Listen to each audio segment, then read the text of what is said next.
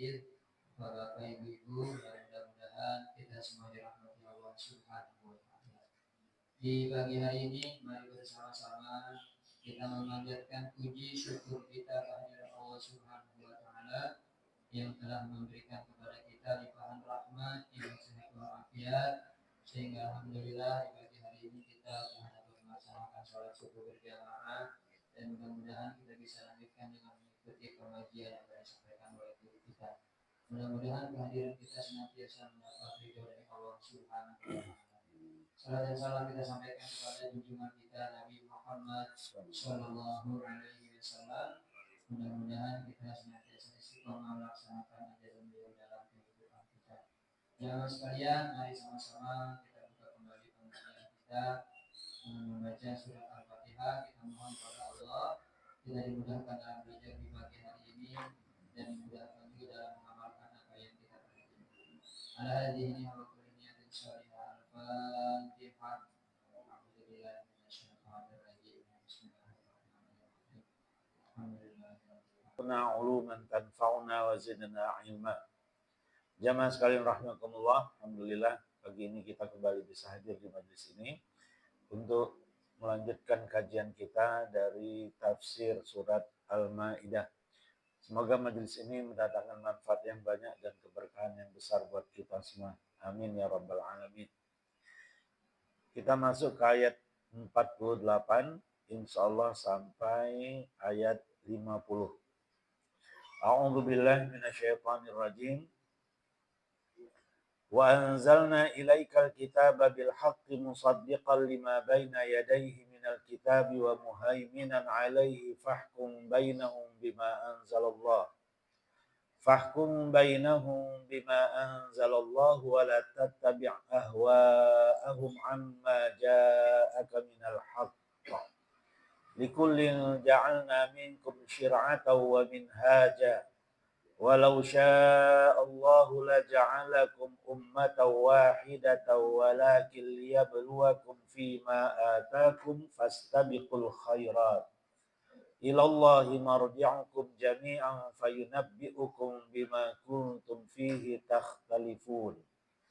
Dan kami telah menurunkan kitab Al-Quran kepadamu, wahai Muhammad, dengan membawa kebenaran yang membenarkan kitab-kitab yang diturunkan sebelumnya dan menjaganya.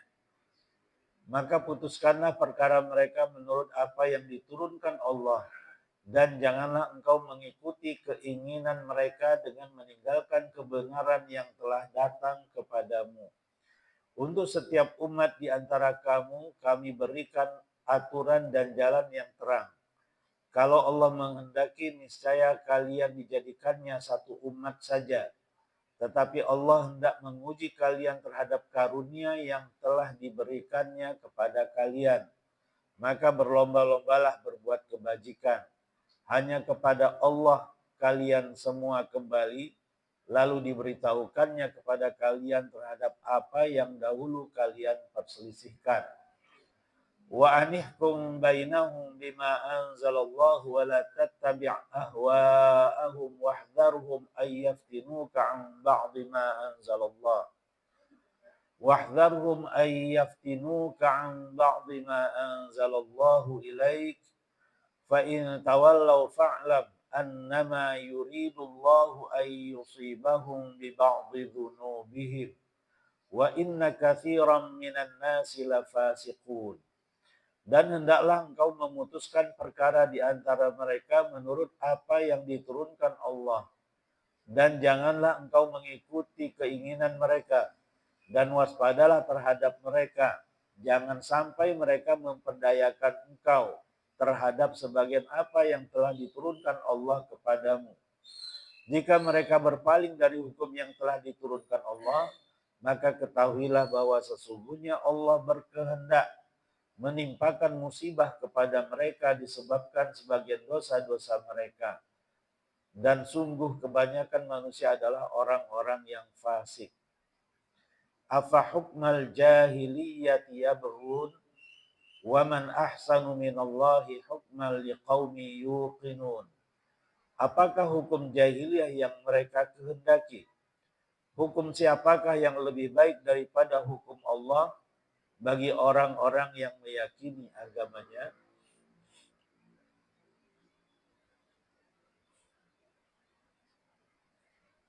Al-Imam Ibnu Katsir rahimahullah menguraikan ayat yang telah kita bacakan tadi.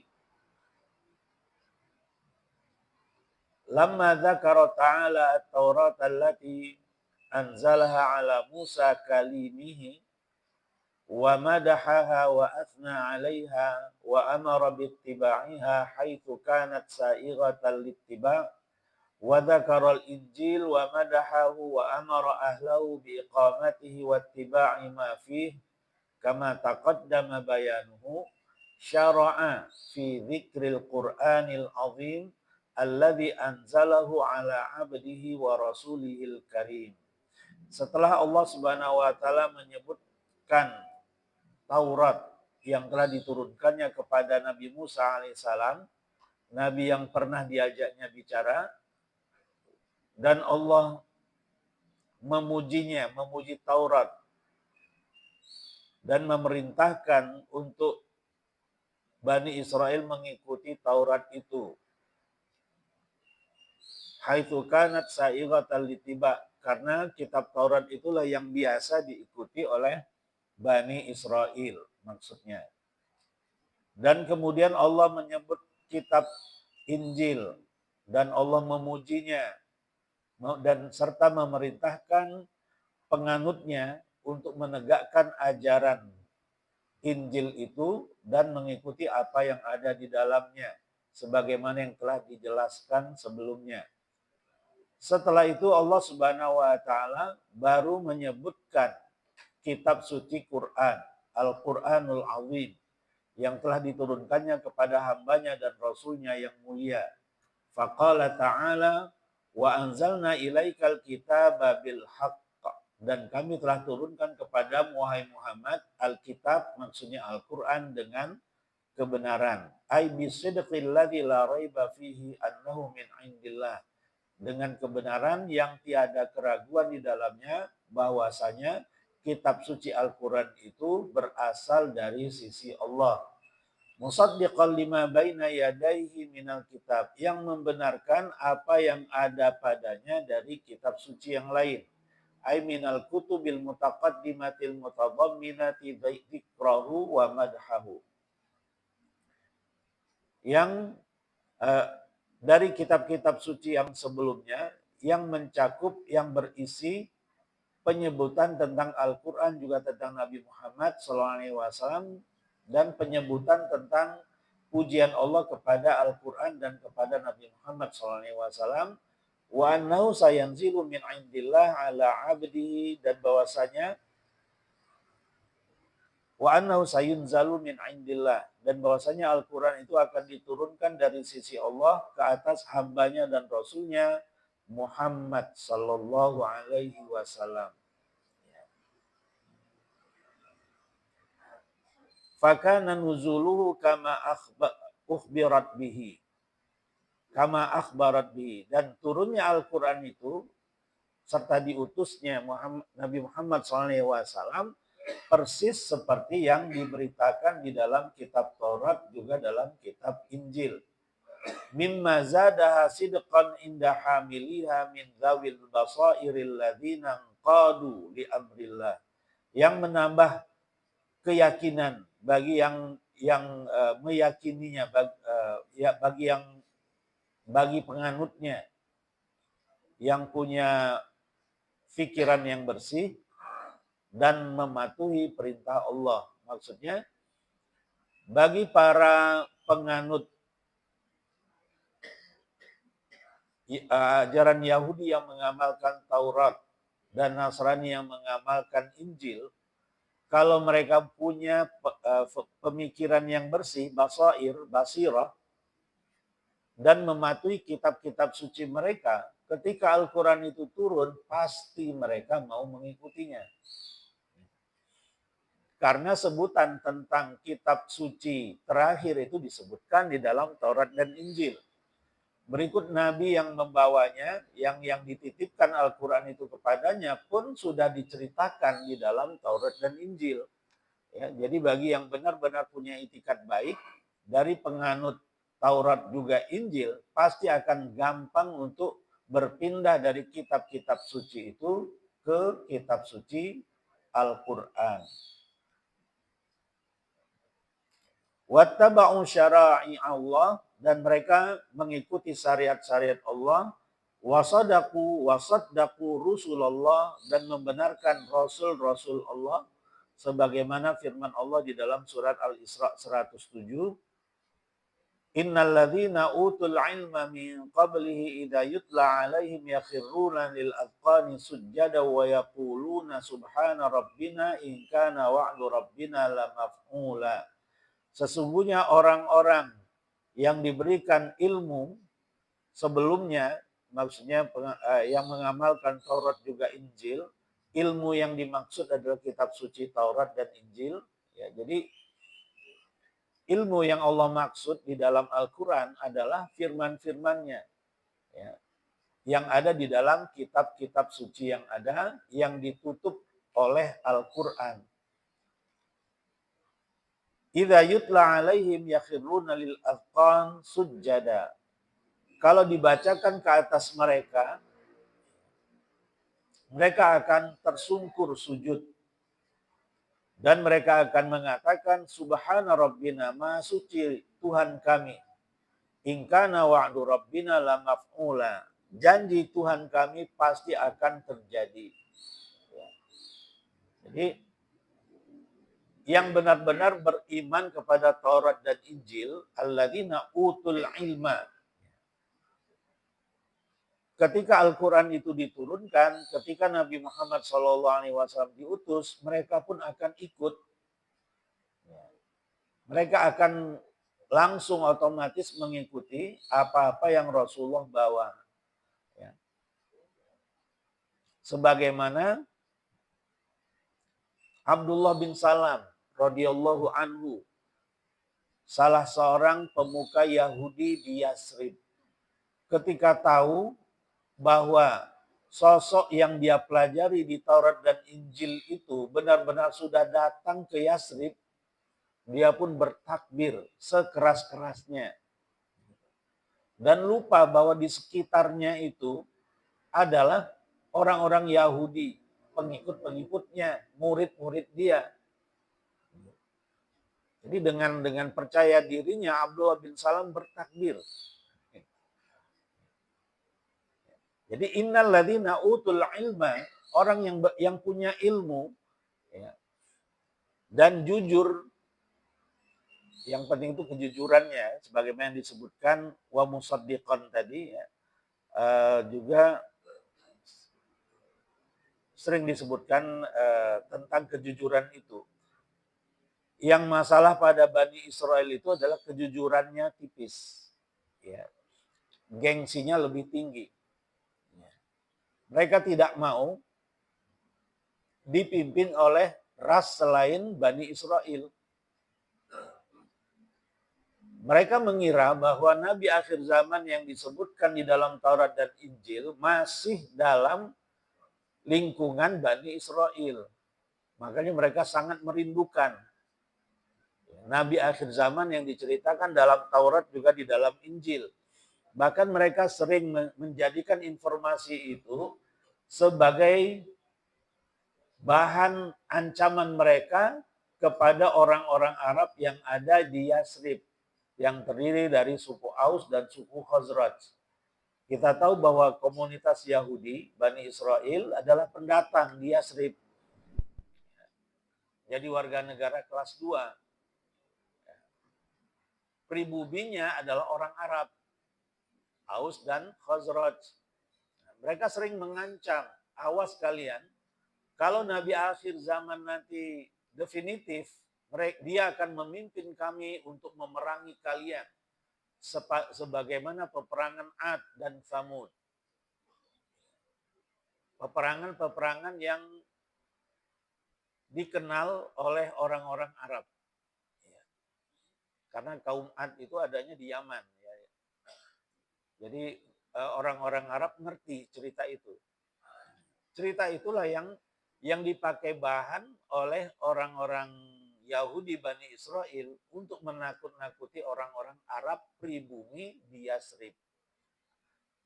Tapi setelah definitif, Nabi yang mereka rindukan, falamma ja'ahum ma'arafu kafaru bih. Ya, setelah datang kepada mereka apa yang mereka sudah kenal sebelumnya, justru mereka kafir kepadanya. Gara-gara apa mereka kafir? Gara-gara Nabi yang mereka rindukan itu bukan dari Bani Israel. Jadi manusia yang paling rasis di muka bumi ini adalah Bani Israel. Adalah orang-orang Yahudi. Ya. Mereka merasa bahwa mereka lah manusia-manusia pilihan. Ya. Yang harus didahulukan. Yang benci mereka berarti anti-Semit katanya. Ya. Kan isu itu yang selalu mereka bawa. Dan isu itu juga yang menjadi landasan mereka membunuhi siapapun. Mau anak kecil, mau orang tua, mau kaum wanita. Ya, karena mereka merasa itu halal bagi mereka. Doktrin itulah yang ada dalam benak mereka. Jadi kayak orang kesetanan gitu. Siapapun dibunuh. Orang sedang ngantri makanan karena kelaparan, dibom sama mereka. Ya. Mau rumah sakit, mau medis, mau wartawan, jurnalis, mau apa kemarin tuh duta-duta ya dari PBB yang sedang mengamati ke sana, nggak pandang bulu. Siapapun mereka sasar gitu. Jadi kayak kesetanan. Akibat doktrin-doktrin yang mereka miliki selama ini. Ya, bahwa siapapun manusianya selain mereka, itu halal darahnya. Itu adalah manusia kelas 2. Ya, yang manusia sebenarnya adalah Yahudi. Selain Yahudi adalah binatang semua. Itu ada di dalam protokol Yahudi. Protokol Zionis. Ya. Kita lanjutkan. Ai in kana ma wa'adana Allahu ala alsinati rusulihil mutaqaddimati min maji Muhammadin alaihi salam la maf'ula ai lakainan la muhalata wala budda. Ya. Bahwa janji Allah kepada kami melalui lisan para rasulnya terdahulu tentang akan datangnya Nabi Muhammad SAW itu pasti terjadi. Ini keyakinan orang-orang Yahudi dan Nasrani. Qauluhu ta'ala wa muhaiminan alaih. Qala Sufyan as-Sawri rahimahullah wa ghairuhu an Abi Ishaq an Tamimi an Ibni Abbas radhiyallahu anhuma ay mu'tamanan alaihi. Jadi apa yang dimaksud dengan muhaiminan alaih? Muhaimin. Ya. Ada yang mengatakan mu'taminan alaihi. Ya. Dijamin keamanannya. Kemudian ada yang mengatakan al-muhaimin adalah al-amin. Ya. Yang dipercaya.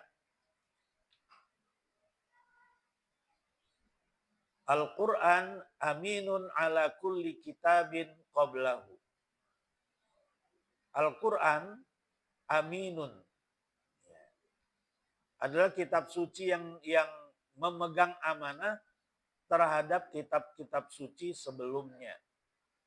Jadi Al-Quran itu muhaimin. Di antara sifat Al-Quran, dan ini juga merupakan sifat Allah, tapi konteks ayat ini Al-Quran. Ya. Muhaimin di sini adalah sifat dari Al-Quran yang menjamin keamanan kitab suci yang ada sebelumnya, bahwa isi dari kitab-kitab suci yang sebelumnya terakomodir di dalam Al-Quran. Yang tidak terakomodir adalah bagian-bagian furu' yang berkaitan dengan syariat. Kalau yang berkaitan dengan akidah semuanya ada di dalam Al-Quran.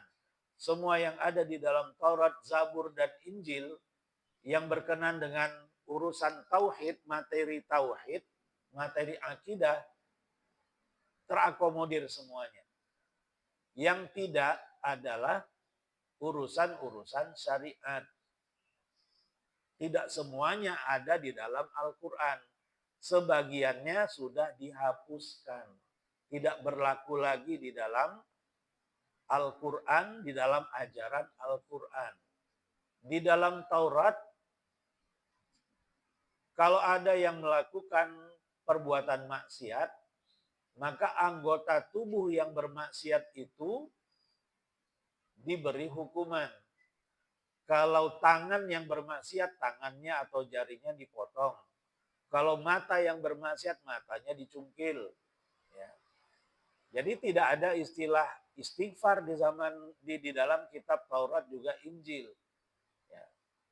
Ketika Al-Quran datang, semuanya itu tidak diakomodir. Karena Rasulullah Nabi Muhammad SAW diutus sebagai rahmatan lil alamin. Ya, yang diberlakukan adalah hukum-hukum yang universal, berlaku kepada seluruh umat manusia. Hukuman-hukuman yang keras memang pantas diterapkan kepada Bani Israel, karena mereka itu kalau nggak dikerasin akan semakin bahasa kitanya ngelunjak gitu. Tapi setelah Al-Quran Allah turunkan, hukuman-hukuman yang ekstrim seperti itu tidak diberlakukan lagi. Ya, jadi hal-hal yang berkaitan dengan syariat sebagian diakomodir, sebagian besarnya sudah tidak berlaku. Yang diakomodir misalnya tentang hukum pidana. Orang yang berzina padahal dia sudah menikah, azanil muhsan dirajam. Ya. Pencuri dipotong tangan. Atau hukum qisas, an-nafsu bin nafsi wal aina bil nafsa bin nafsi wal aina bil aini wal udhuna bil udhuni wal anfa bil anfi was sinna bil sinni wal juruha qisas. Ya, jadi hukum qisas yang ada di dalam kitab Taurat tetap ada di dalam kitab Injil. Sebagaimana yang kita sudah ceritakan, hukum itulah yang ingin dihilangkan oleh Bani Israel, oleh orang-orang Yahudi yang ada di Madinah. Mereka mengalihkan hukum rajam ke hukum cambuk dengan tambahan wajah orang yang berzina itu dikasih arang, dihitamin, setelah itu diarak keliling kampung. Padahal di dalam Taurat hukumannya adalah rajam.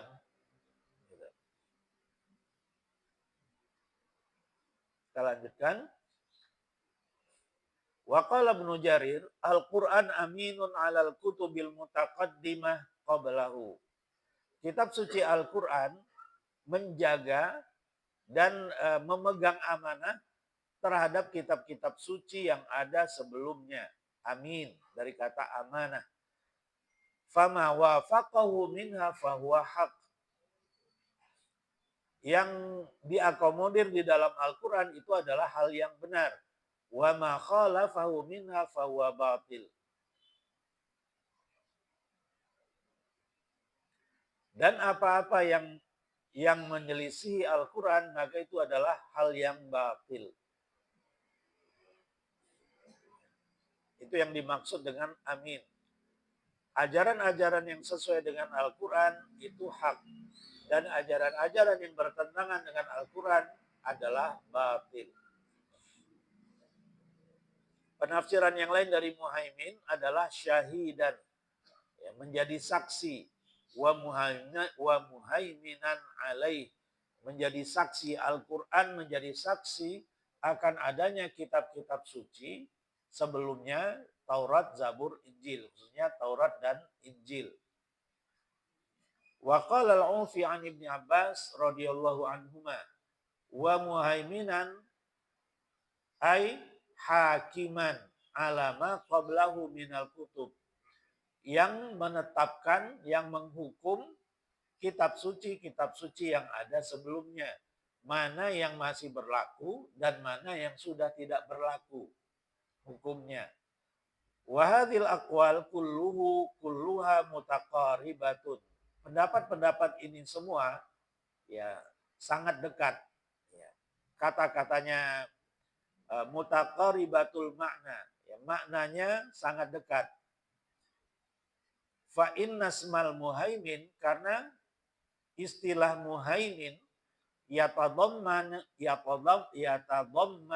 hadza kullahu, mencakup penafsiran-penafsiran yang sudah disebutkan tadi. Fahuwa aminun wa syahidun wa hakimun ala kitabin qablahu. Karena sesungguhnya Al-Quran aminun, menjaga amanah, syahidun, bersaksi, hakimun, ya, menghukum ke atas kitab-kitab suci yang ada sebelumnya. Ja'alallahu hadzal kitabal azim alladzi anzalahu akhiral kutubi wa khatimaha wa ashmalaha wa a'zamaha wa akmalaha. Ya.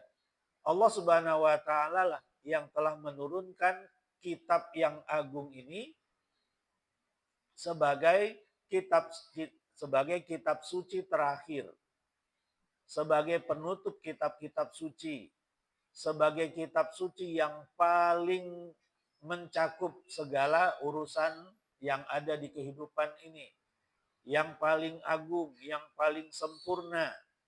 Haitsu jama'a fihi mahasina ma qablahu, yang menghimpun kebaikan-kebaikan, setiap kebaikan yang ada di dalam kitab-kitab suci sebelumnya. Wazadahu minal kamalat, dan Allah tambahkan kesempurnaannya itu pada Al-Quran. Ma laisa fi ghairi, yang tidak ada pada kitab-kitab suci yang lainnya. Falihada ja'alahu syahidan, untuk itulah Allah jadikan Al-Quran sebagai saksi. Wa aminan wa hakiman alaiha kulliha. Allah jadikan Al-Quran sebagai saksi, sebagai penjaga, sebagai hakim ke atas kitab-kitab suci seluruhnya. Wa takaffala ta'ala bihifzihi, dan Allah menjamin untuk menjamin terhadap penjagaan Al-Quran binafsil karimah. Faqala ta'ala inna nahnu nazzalna dzikra wa inna lahu lahafidhun. Sesungguhnya kamilah yang menurunkan az-zikr, maksudnya Al-Quran, dan kami juga yang akan menjaganya. Ya, sementara kitab-kitab suci yang lainnya tidak dijamin oleh Allah. Ya.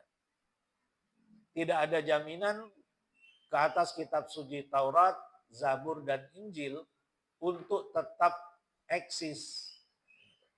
Jadi yang diakui sebagai kitab Taurat dan Injil itu tidak ada lagi. Kalaupun ada yang mengaku-ngaku, ya itu sudah tidak otentik lagi. Injil ditulis kembali ratusan tahun setelah Nabi Isa diangkat oleh Allah ke langit. Berdasarkan ingatan-ingatan saja. Ya. Ingatan turun-temurun ya, dari ulama-ulama Bani Israel. Mereka kembali mengingat-ingat dulu kayaknya gitu. Ya. Pada akhirnya banyak kontradiksi ditemukan di dalam kitab-kitab suci yang mereka tulis kembali. Ya, sebagaimana yang beberapa kali kita singgung di majelis kita ini, Injil yang diakui oleh orang-orang Nasrani, Injil Matius, Injil Markus, Lukas, dan Yohanes, ya, ini yang mereka akui. Padahal di dalamnya terdapat banyak kontradiksi. Ya. Contohnya tentang di mana kapal Nabi Nuh itu terdampar. Di satu Injil di Bukit A, di Injil yang lain di Bukit B, Injil C di Bukit D. Gitu. Jadi nggak konsisten. Belum lagi yang lain-lainnya. Ya, jadi kalau itu kitab suci, nggak mungkin ada kontradiksi. Ya. Makanya tentang Al-Quran, Allah Subhanahu Wa Taala berfirman, ya, laukana min lau, kalaulah Al-Quran itu bukan dari sisi Allah, lawajadu fihi ikhtilafan katsira. Mereka pasti akan mendapatkan kontradiksi yang banyak di dalam Al-Quran. Tapi kenyataannya kan enggak. Ya. Ayat-ayat Al-Quran saling mengokohkan, saling menguatkan, saling mendukung. Tidak ada pertentangan dalam ayat-ayat Al-Quran. Makanya nikmat kita belajar Al-Quran itu. Kenapa? Karena nggak ada kontradiksi. Justru yang ada saling mendukung. Kita sedang membahas ayat 48, 49, 50 surat Al-Maidah. Tapi ternyata surat Al-Isra 107 mendukung ayat yang sedang kita bahas. Begitu juga dengan ayat-ayat lainnya. Ya, di sini baru Al-Isra ayat 107. Ya. Sebenarnya banyak lagi ayat-ayat Al-Quran yang senada dengan ayat yang sedang kita bahas ini. Ya, kalau semuanya dicantumkan akan kepanjangan. Tafsir Ibnu Katsir ini kategorinya adalah tafsir bil ma'thur. Ada dua kategori tafsir, tafsir bil ma'thur dan tafsir bil ra'yi. Kalau bil ra'yi, tafsir yang isinya pendapat mufassirnya, pandangan orang yang menulis kitab tafsir itu. Nah, ar-ra'yu, pendapat yang diluahkan oleh penulis tafsir itu ada dua sifatnya. Ada yang mahmud dan ada yang mazmum. Ada yang pendapat-pendapat yang terpuji dan ada pendapat yang tercela. Jadi tidak semua tafsir bir-ra'yi itu bisa kita terima. Karena sebagian kitab tafsir yang bir-ra'yi ada yang sangat jauh penafsirannya. Gitu. Kenapa? Karena mufasirnya mungkin menggandrungi atau latar belakangnya dari ilmu-ilmu yang lain. Ya, latar belakangnya dari ilmu filsafat. Maka dia tulis kitab tafsirnya bernuansa ilmu filsafat. Atau ilmu-ilmu yang lain. Sehingga warna penafsirannya itu seringkali jauh dari apa yang diinginkan oleh ayat itu. Walaupun ya kalau mau dipakai logika kayaknya nyambung-nyambung saja gitu. Tapi itu bukan satu penafsiran yang harus kita terima sebagai pandangan hidup. Beda dengan tafsir yang pertama tadi, tafsir bil ma'thur, bahwa penafsiran ayat di setiap surat yang ada berdasarkan ayat-ayat yang lain atau berdasarkan hadis-hadis Rasulullah SAW atau berdasarkan cerita para sahabat, pendapat para sahabat. Biasanya Abdullah bin Abbas radhiyallahu anhu yang banyak berpendapat, ya, karena Ibnu Abbas sendiri adalah sosok spesial dalam ilmu tafsir. Ya. Sejak kecil Ibnu Abbas sudah menjadi ahli tafsir berkat doa Rasulullah Shallallahu Alaihi Wasallam untuk beliau ketika beliau masih berumur 8 tahun. Allahumma faqihu fid din wa 'allimhu ta'wil. Ya Allah, ajarkanlah anak ini tentang agamamu dan fahamkanlah anak ini tentang ajaran agamamu dan ajarkanlah dia penafsiran Al-Quran. Itu doa Rasulullah secara khusus untuk seorang anak yang namanya Abdullah bin Abbas. Ya. Kalau doanya berasal dari Rasulullah, makbul. Dan itu sudah terbukti. Ya, bahwa Abdullah bin Abbas menjadi sosok ahli tafsir sejak kecil. ketika beliau berumur lebih kurang 13 tahun, diajak oleh Umar bin Khattab radhiyallahu anhu memasuki satu tempat yang biasa dihuni oleh para veteran perang Badar. Ternyata tokoh-tokoh sahabat senior itu merasa keberatan Umar membawa serta seorang anak ke ruangan itu. Mereka protes. Kami pun punya anak, tapi kami nggak berani membawanya ke ruangan ini. Kenapa kamu bawa anak kecil ke sini? Umar tidak menggubris protes mereka. Umar lantas menantang mereka. Apa pendapat kalian tentang firman Allah, "Idza jaa nasrullahi wal fath wa ra'aitan nasa yadkhuluna fi dinillahi afwaja," dan seterusnya. Mereka mencoba untuk menjelaskan tetapi tidak jauh dari isi ayat. Apabila pertolongan dan kemenangan Allah sudah datang dan engkau melihat manusia berbondong-bondong masuk ke dalam agama Allah, fasabbih, maka bertasbihlah kamu, dan seterusnya. Jadi penafsiran mereka tidak jauh dari makna harfiah dari ayat. Kemudian Umar bertanya kepada Ibnu Abbas, apa pandanganmu wahai Ibnu Abbas? Ibnu Abbas pun mengatakan, aku berpendapat surat An-Nasr itu pertanda akan dekatnya ajal Rasulullah Shallallahu Alaihi Wasallam. Itu takwil. Dan terbukti bahwa lebih kurang 3 bulan sejak ayat itu diturunkan saat Rasulullah menunaikan ibadah haji satu-satunya di tahun 10 Hijriah. Kalau musim haji berarti Zulhijjah, ya kan? Sementara Rasulullah SAW wafat di bulan Rabiul Awal tahun 11 Hijriah. 3 bulan persis setelah ayat itu surat An-Nasr itu diturunkan di Mina. Surat terakhir yang Allah turunkan. 3 bulan setelahnya Rasulullah pun wafat. Jadi sesuai dengan apa yang ditakwilkan oleh Ibnu Abbas radhiyallahu anhu saat umurnya masih 13 tahun.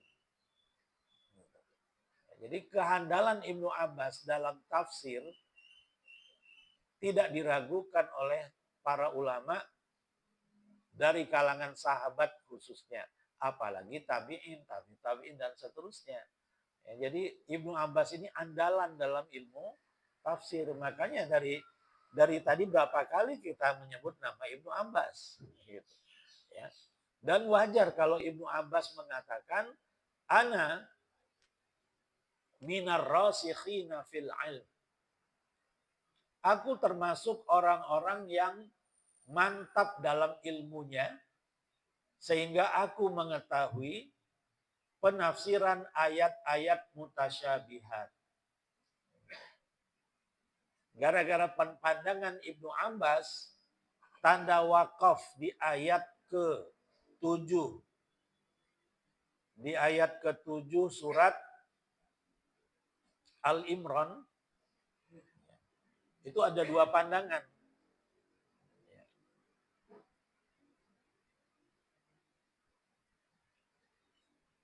Wa ma ya'lamu ta'wilahu wa la ya'lamu ta'wilahu illallah. Nah, di sini pakai mim. Waqaf lazim. Wa ma ya'lamu ta'wilahu illallah. Di ayat 7 surat Al-Imran. Kalau di mushaf Bapak Ibu apa? Biasanya qala. Al-waqfu aula. Ya. Sebaiknya berhenti, dilanjutkan boleh. Itu yang kita dapatkan di ayat ke-7. Ya. Wa ma ya'lamu ta'wilahu illallah. Di sini pakai qala. Ya. Kalau di mushafnya pakai qala, ya. Al-waqfu aula. Ya. Bisa dikasih. Di sini pakai al-waqfu aula ayat ke-7. Terlalu kecil ya.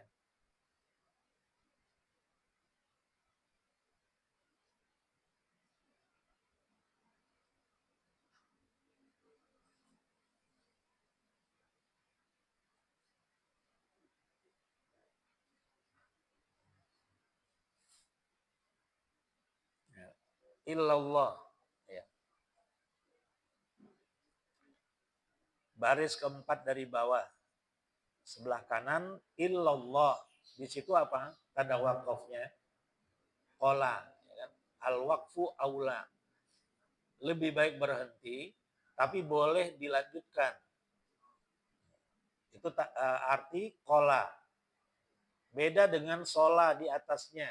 Wabtigha ta'wili. Tanda wakafnya sola. Al-waslu aula. Ya. Boleh berhenti, tapi lebih utama dilanjutkan. Jangan berhenti. Itu sola. Al-waslu aula. Qala al-waqfu aula.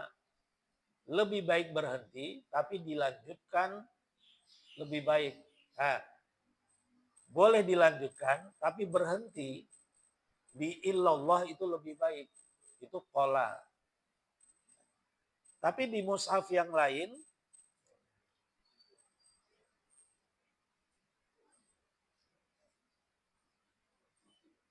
di ayat ke-7 ini, wakafnya wabtigha ta'wili. Nah, berarti ini yang diyakini oleh ulama-ulama di Indonesia. Jadi kan mushaf mushaf Departemen Agama gitu, ya. Yang diyakini wa ma ya'lamu ta'wilahu illallah itu titik, wakaf lazim, mim. Wakafnya wakaf lazim, nggak boleh dilanjutkan. Wajib berhenti di situ. Kenapa ada yang wakaf lazim dan ada al-waqfu aula? Karena penafsiran tadi. Ya. Sebagian besar ulama mengatakan ya, yang memahami tafsir, takwil ayat-ayat mutasyabihat adalah hanya Allah saja. Titik.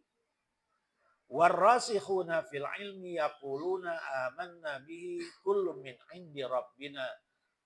Sedangkan orang-orang yang rasikh dalam ilmunya, mereka akan mengatakan kami mengimani ayat-ayat mutasyabihat itu semuanya berasal dari sisi Rabb kami. Jadi itu kalimat berbeda. Itu kalau wakafnya mim, ya. Wakaf lazim. Coba sekarang kita lanjutkan. Wakafnya qala, boleh dilanjutkan ya, walaupun berhenti di illallah itu lebih utama. Wa ma ya'lamu ta'wilahu illallahu warrasikhuna fil ilmi yaquluna amanna bihi kullun min 'indi rabbina. Akan berbeda, akan berubah 180 derajat dia. Dan tidak ada yang mengetahui takwil, tafsir ayat-ayat mutasyabihat itu kecuali hanya Allah dan orang-orang yang mantap dalam ilmunya. Beda nggak dengan yang pertama tadi? Kalau yang pertama tadi hanya Allah yang tahu, titik. Sedangkan orang-orang yang rasikh dalam ilmunya, mereka mengatakan kami mengimaninya. Ada dua kalimat yang berbeda. Dipisah dengan titik, dipisah dengan wakaf lazim. Itu pendapat mayoritas ulama. Tapi kalau pendapat Ibnu Abbas radhiyallahu anhu ya, tidak, wakaf boleh dilanjutkan, wa ma ya'lamu ta'wilahu illallahu warrasikhuna fil ilmi yaqulun, dan seterusnya. Ya. Dan maknanya pun akan berubah. Tidak ada yang mengetahui takwil ayat-ayat mutasyabihat itu kecuali hanya Allah dan orang-orang yang rasikh dalam ilmunya. Jadi di antara manusia pun ada yang bisa memahami takwil ayat-ayat mutasyabihat. Ibnu Abbas pun mengatakan ana minar rasikhina fil ilmi. Aku termasuk orang-orang yang memahami takwil ayat-ayat mutasyabihat itu. Jadi tanda wakaf yang kita dapatkan di dalam Al-Quran itu sesungguhnya berhubungan dengan ilmu tafsir. Itu. Bukan berhubungan dengan nafas. Itu. Bukan berhubungan dengan pengaturan nafas kita saat baca Quran. Bukan. Itu hubungannya dengan tafsir. Itu koma atau titik. Ya.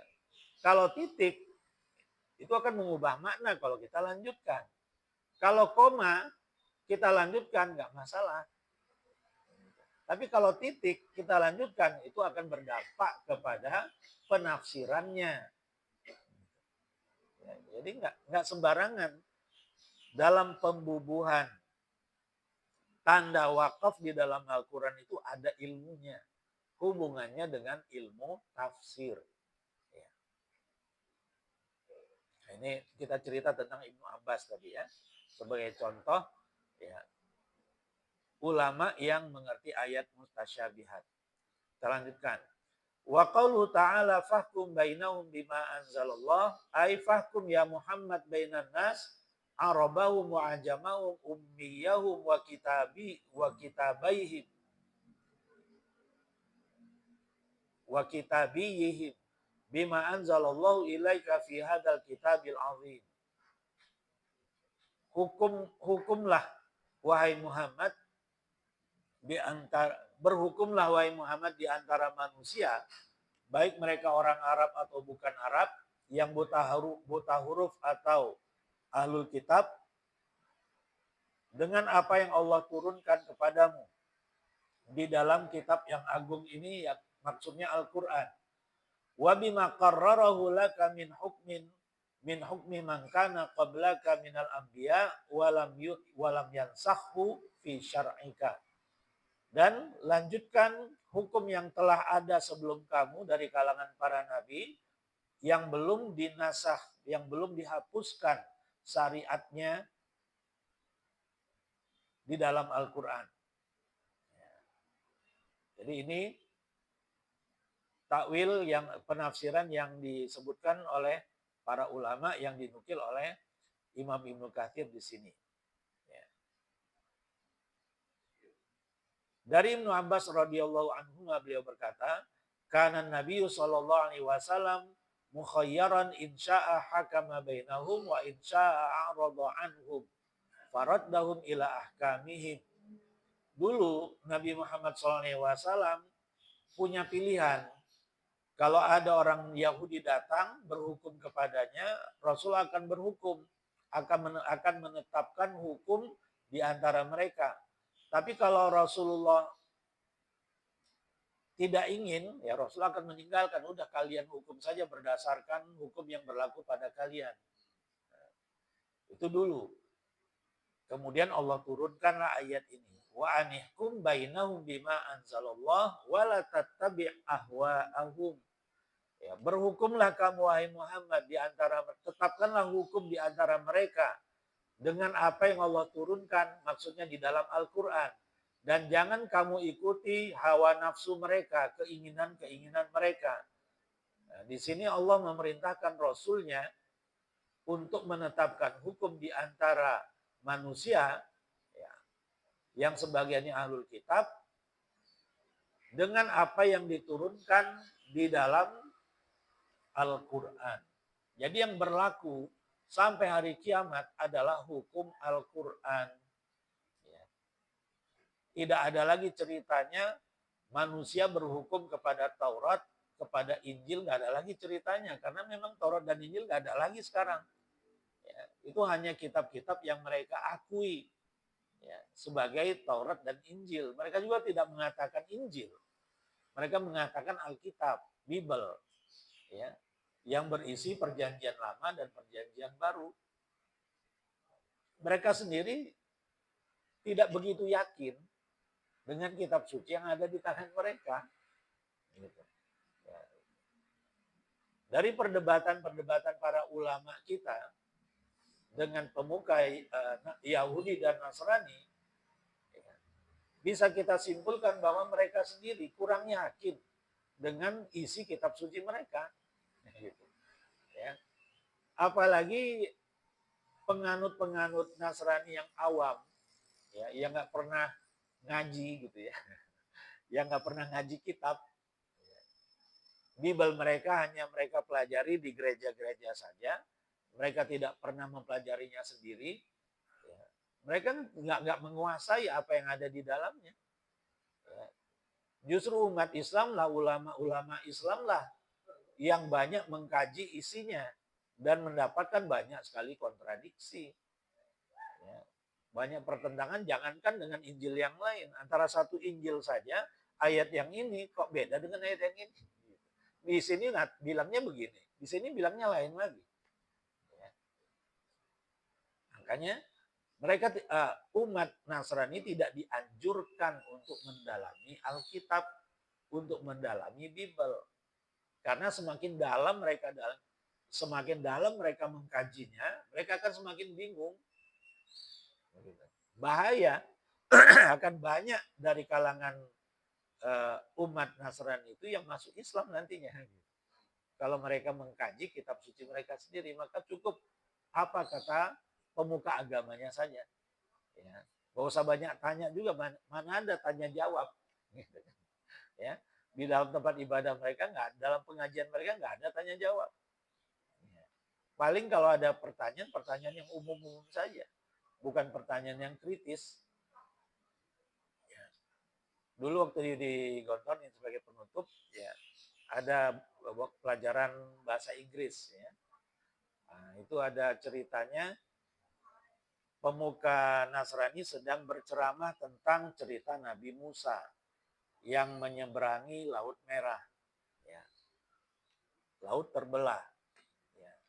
Kemudian pastornya ditanya, ya, di mana hukum gravitasi itu? Jawabannya enteng. Pada saat itu, hukum gravitasi belum ditemukan. Ya. Jadi jawabannya ya ngeles. Gitu. Ya. Wallahu a'lam bishawab. Kita lanjutkan di pekan depan insyaallah. Wabillahi hidayah taufiq wal afu minkum. Wassalamualaikum warahmatullahi wabarakatuh. Yang sekalian, alhamdulillah pagi hari ini kita bersama-sama dari surat Al-Anbiya ayat 6. Mudah-mudahan kita bisa lanjutkan di Rabu yang akan datang. Mudah-mudahan Allah berikan kita kesehatan dan yang akhirnya mari sama-sama kita akhiri dengan doa yang kembali akan disampaikan. A'udzubillahi minasyaitonirrajim. Bismillahirrahmanirrahim.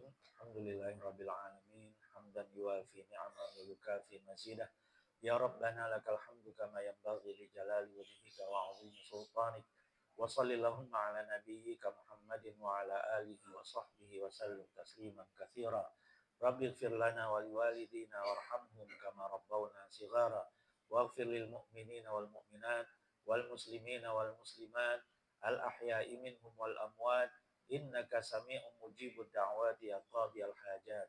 Rabbana hab lana min azwajina wa dhurriyyatina qurrata a'yun waj'alna lil muttaqina imama. Allahumma arinal haqqa haqqan warzuqna ittiba'ah wa arinal batila batila warzuqna ijtinabah.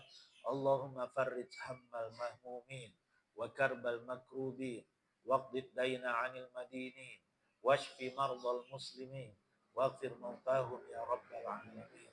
Allahumma munzilal kitab wa mujriyas sahab wa hazimal ahzab ihzimil yahuda suhyuniyin min Filastin wa Gazzah wa ma hawlaha wansur ikhwanana al-muslimin hunaka min i'tidaihim. Allahumma ansurhum wa la tansur alaihim. Allahumma afrigh alaihim sabra wa thabbit aqdamahum wansurhum ala al-qawmil kafirin. Rabbana atina fid dunya hasanah wa fil akhirati hasanah wa qina adzabannar. Wa sallallahu ala nabiyyina Muhammad wa ala alihi wa sahbihi wasallam. Walhamdulillahi rabbil alamin. Sekalian mari sama-sama alhamdulillah rabbil alamin. Subhanallah wa bihamdika asyhadu